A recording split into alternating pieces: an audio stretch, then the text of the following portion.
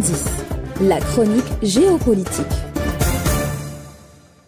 La République démocratique du Congo, en proie à des groupes armés alimentés par des pays tiers, se fait face depuis des décennies à des pics de tensions armées touchant directement à sa sécurité et à son intégrité territoriale, se trouve aujourd'hui confrontée à son point faible pour la énième fois.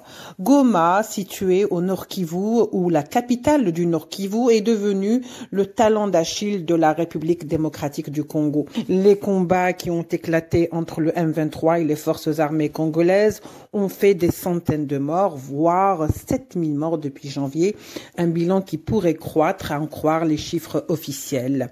Épuisé, ce pays, périodiquement soumis à des affrontements et des abcès qui minent sa stabilité avec le pays voisin, le Rwanda, accusé d'ailleurs, nul besoin de le rappeler, de servir de base arrière au M23, et donc ce pays est plongé dans la violence. Depuis janvier, l'Angola, ce pays frère, tente par tous les moyens d'apaiser la situation en engageant un dialogue constructif, loin de toute ingérence, mais les efforts du président angolais João Lourenço n'ont pas abouti.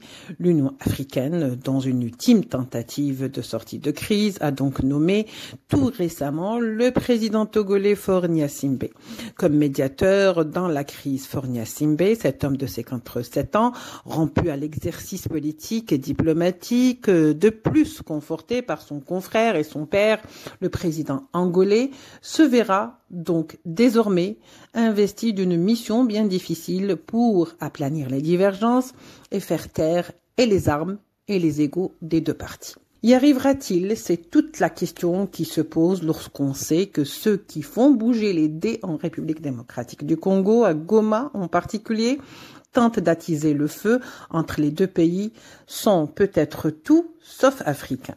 Faure Gnassingbé, nouveau médiateur désigné par l'Union africaine, dispose-t-il de marge de manœuvre assez suffisante pour convaincre?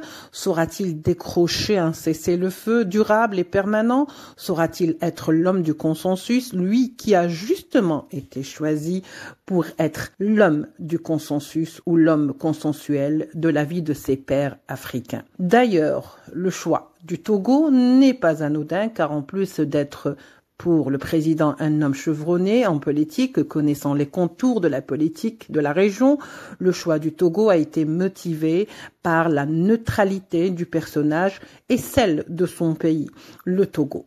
N'étant membre d'aucun regroupement régional africain tel que la SADC ou la CEMOC, cela lui confère une sorte de neutralité positive et d'impartialité souhaitée probablement dans le traitement du dossier. Autant d'atouts à mettre du côté de Gnassingbé fils, mais sauront-ils ces atouts en venir en aide au président devant l'intransigeance et l'entêtement des deux belligérants?